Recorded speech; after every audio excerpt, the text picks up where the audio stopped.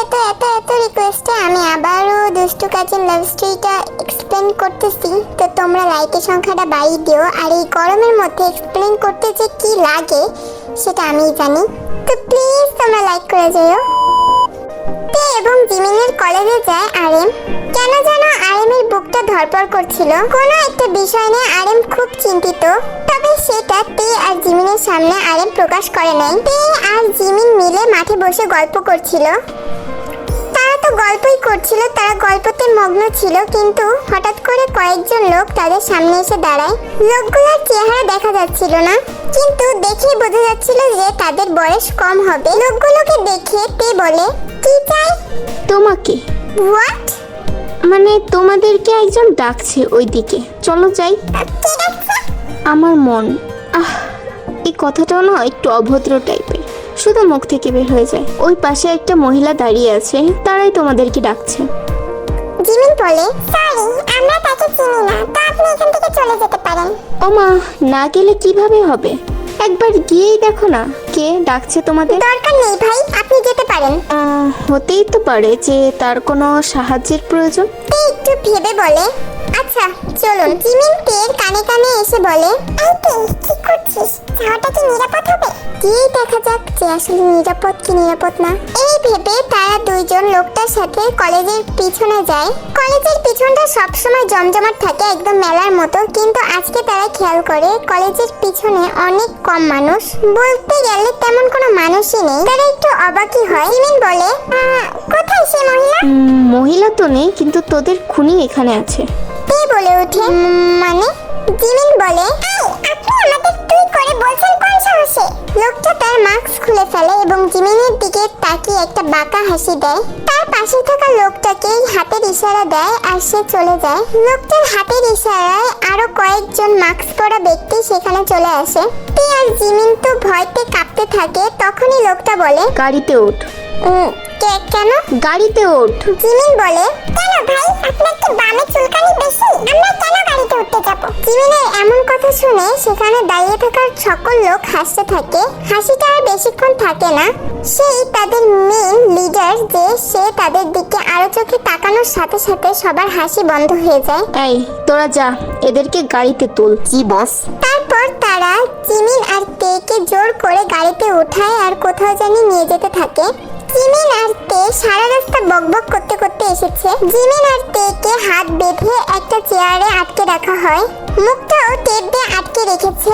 হঠাৎ লোকটা তাদের খুব কাছে আসে আর জিমিনের মুখটা একটু উঁচু করে ধরে বাঁকা একটা হাসি দেয়। তোদের চাইলে না আমি রেপ করতে পারি, কিন্তু করব না। তোর বাপ আমার সাথে পাঙ্গা নিয়েছে, এর ফলস্বরূপ কষ্ট পাবি তোরা। প্রায় 2 ঘন্টা যাবত তাদেরকে একইভাবে বেঁধে রাখা হয়েছে। জিমিন তো ঘুমিয়ে গিয়েছিল। পৃথিবী উল্টে গেলেও জিমিনের যেন ঘুমানোটা অনেক প্রয়োজন। তে অনেক বেশি বিরক্ত হলো জিমিনের এমন কাণ্ড দেখে। এর পাশের চেয়ারেই জিমিন ছিল। তে তার বাঁধা হাত দিয়ে জিমিনের মাথায় ঠাস করে একটা বাড়ি মারে। মাদার! এই ভাই, তোর সমস্যা কি? দেখতে পাচ্ছিস না কত শান্তির একটা ঘুম দিচ্ছি না? ইস, আমার কি সুন্দর ঘুমটা ভেঙে দিল হারামি। আরে বাল, আমরা এখানে কিডন্যাপ হয়েছি, এটা তোর বাসা না। এবার জিমিনের মাথায় ঘিলু আসে আর জিমিন বলতে থাকে, আচ্ছা এসব বাদ দে, আগে বল আমরা এখান থেকে বের হবো কোন সময়? ওই, তোর ঘুম এখনো যাচ্ছে না? আরে তুই এর মধ্যে ঘুমকে কেন টানছিস? তুই বল না, আমি যেটা বলতে বললাম। আমি কি করে বলবো? হ্যাঁ, ওই তুই তো জানিস আমার মাথায় কোনো বুদ্ধি নেই, তোর মাথায় তো বুদ্ধি। তুই ভাবতে বল না, আমার কাছে কোনো কিছু ভালো লাগতেছে না।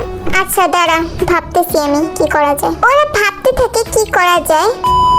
আরএম ওদের ছুটির সময় নিতে আসে। অনেকক্ষণ ধরে আরএম গেটের সামনে দাঁড়িয়ে ছিল, কিন্তু ওদের আসার নামে কোনো খোঁজ না পেয়ে সে কলেজের মধ্যে ঢুকে যায়। অনেক চিন্তা করতে থাকে আরএম যে তাদের কোনো বিপদ আপদ হলো কিনা। এটা ভাবতে ভাবতেই সে কলেজে সারাদিকে খুঁজতে থাকে তাদেরকে, কিন্তু কোথাও দেখতে পায় না। আরএম অনেক বেশি ভয় পেয়ে যায়। আরএম আর এক মুহূর্ত দেরি না করে সুগা আর জাংকুককে ফোন করে সবটা জানায়। তার কথা শোনার সাথে সাথে কিছুক্ষণের মধ্যে সুগা আর জাংকুক কলেজের সামনে চলে আসে। জাংকুক বলে, ওদের পাওয়া গেছে? দুশ্চিন্তায় মাথায় হাত দিয়ে বলে, না।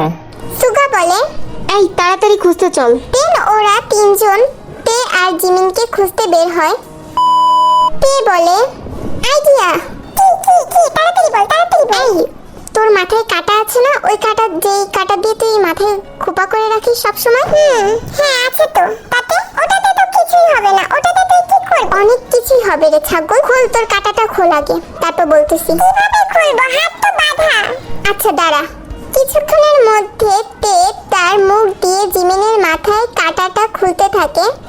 দেন জিমিনকে বলে, তে নে এটা নিয়ে এখন আমার হাতের বাঁধনটা খোলার চেষ্টা কর। তের কথা মতো জিমিন তার হাতের বাঁধনটা খুলতে থাকে।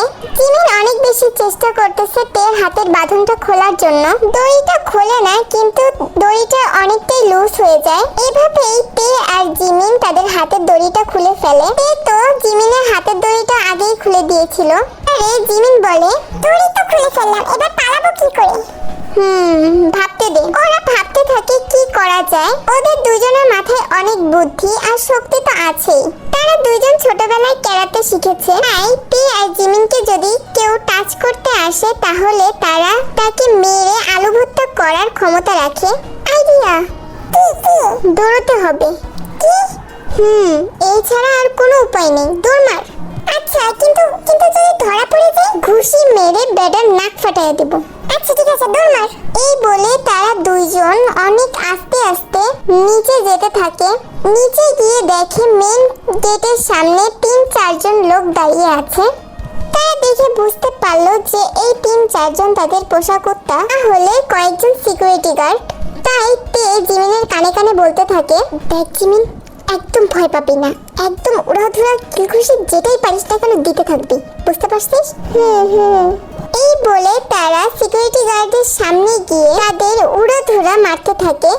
তে আর জিমিনের মার খেয়ে এদিক ওদিক সব ছিটিয়ে পিটিয়ে পড়ে আছে। জিমিন বলে, তুই তাড়াতাড়ি বের হ, তাড়াতাড়ি বের হ, রান রান রান।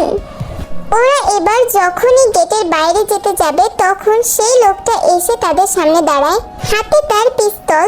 তে আর জিমিন এবার ভয় পাওয়া শুরু করে।